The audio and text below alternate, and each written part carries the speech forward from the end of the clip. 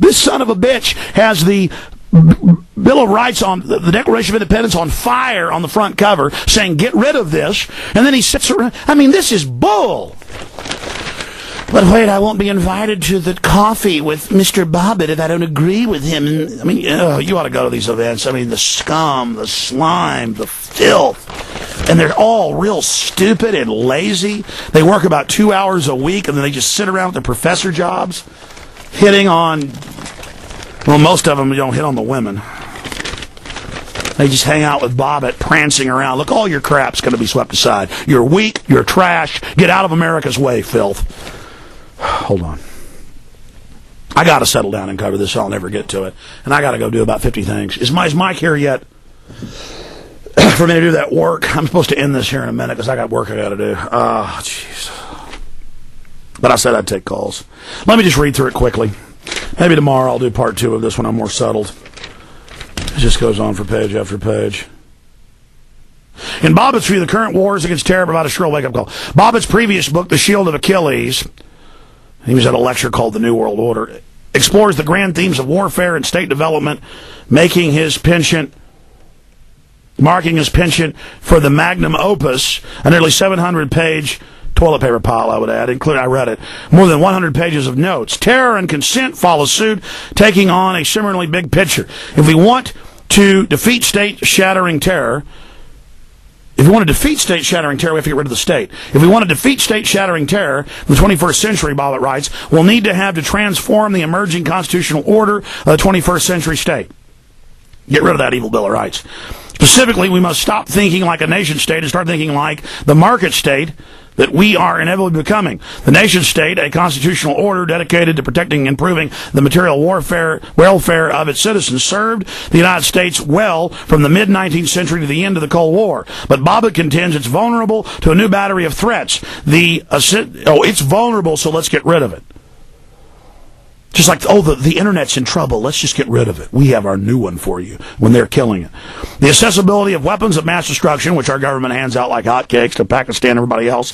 The globalization of international capital, that's the bankers that run it all, they're the problem. And the universalization of culture, which the globalists run, have eroded the conventional borders that once legitimated national security. So they're the globalists, and their globalism's destroying sovereignty, so we've got to embrace more globalism to save our sovereignty. I mean, are you not insulted by him talking to you like you're a first grader? What's needed is a constitutional order that takes its structural cues from multinational corporations. Oh, yeah. And non-governmental organizations. Yeah, we got to turn into that.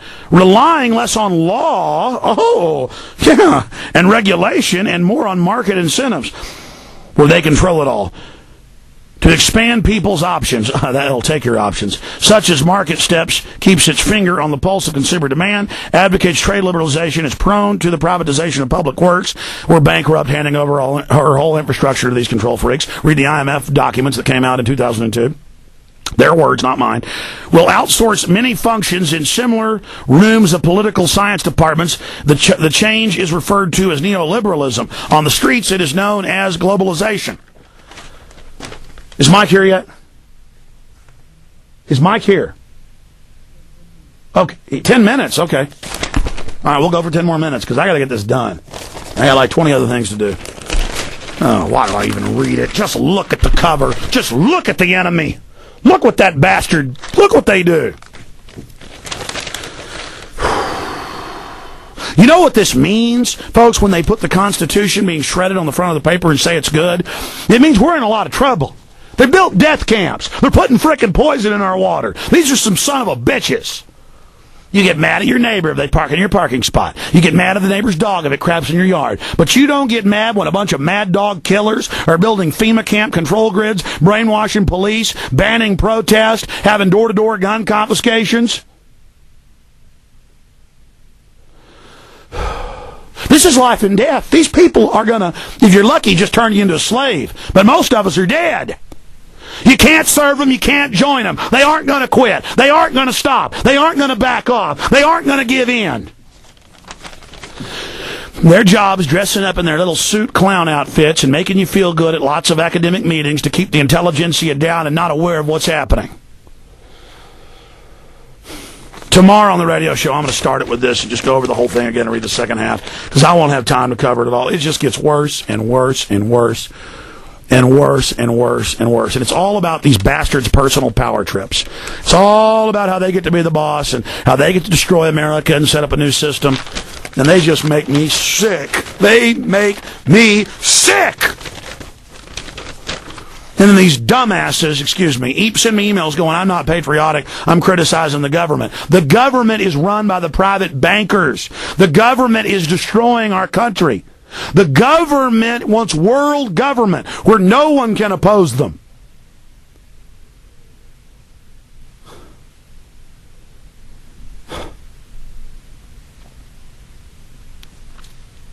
God.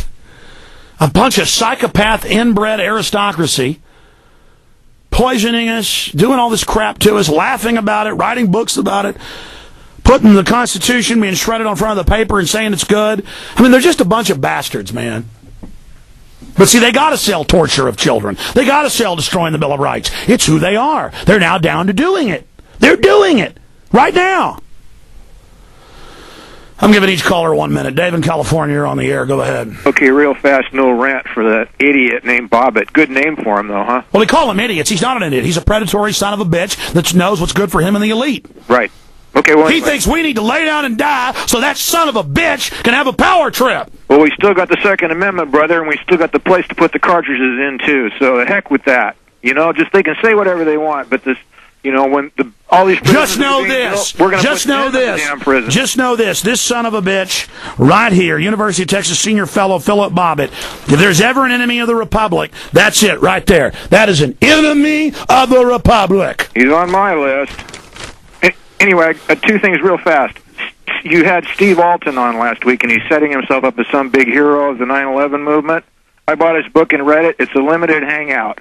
At the beginning, he says it's a work of fiction, but on or about the year of 2012, it'll be the whole peak oil thing. It'll be CO2 is killing us. Yeah, you need to call into other shows where they haven't discovered this. I have, and I appreciate your call. I'm going to. Yeah, do it. Call into all of them. I had him on. I'd gotten the book. I'd read like a couple of chapters. Thought, oh, this is good. You know, it's fiction about government-sponsored terror. I'll have a guest on. Then I actually read the whole book, and it's global government, all peak oil, we're all dead, CO2. And then suddenly all these big names started calling me, saying, you got to promote this, you got to push this, you got to get involved with this. So I said, I better read it. So I did read the whole thing. And I didn't want to talk bad about him because I don't want to hurt everybody's feelings. But it's like Jesse Ventura's gone public. It's out there, and everybody's saying, oh, don't talk about that. Don't push that as a way to wake people up or any of this. Let's just talk about the shell game, the shell game, the shell game, the shell game, the shell game, the shell game. And it's just, oh, my God, it'll hit #1, and then everyone will talk about it. When we have the #1 actress and all these people going public and all the, you know, and so, yes, I'm aware of it. And I just try not to infight and try not to get involved in all of it. But I'm going to get Alton back on and just school him about all this stuff. He'll come on. And I've tried to, behind the scenes, just say, look, fine, nice book. I don't agree with a lot of it. But what's all this weird hype about it? I mean, it's really getting pushed, folks. Like I've never seen anything be pushed. And I don't know what the odor is, but I'm trying to examine and get the full bouquet. Let's talk to John in Michigan. Go ahead. Hi, Alex. Oh, great talking to you. Good talking to you. What's on your mind?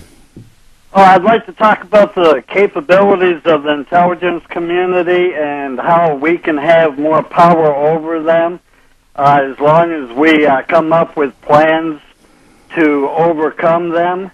I mean, they are scum. We do have power over them. We just need to realize it and use the power that we have to defeat them. I mean, you know the capabilities that they have. Yeah, they're a bunch of pieces of filth, a bunch of know-it-all bookworms who think they know it all, who were taught communism in school. Bunch of trash. Well, I'm talking about big capabilities like having quantum computers to be able to try to control us. Well, even with... No, that's what they got. They got all these maps to try to pick how we operate, and they're a bunch of bastards, and I just hate them. brainwave technology to read our minds. Well, they admit they have that. That's in the Washington Post. I meant to cover that Sunday, Monday, and today. I'll cover it tomorrow, and I appreciate your call. I hear you. Well, what they have is quackery, where they go, oh, the scanner picked up you were planning violence. You have to go to prison. Forget guilty until proven innocent. Now it's guilty before you do anything. And they're just saying that's the new system. And Bobbitt's saying it's wonderful.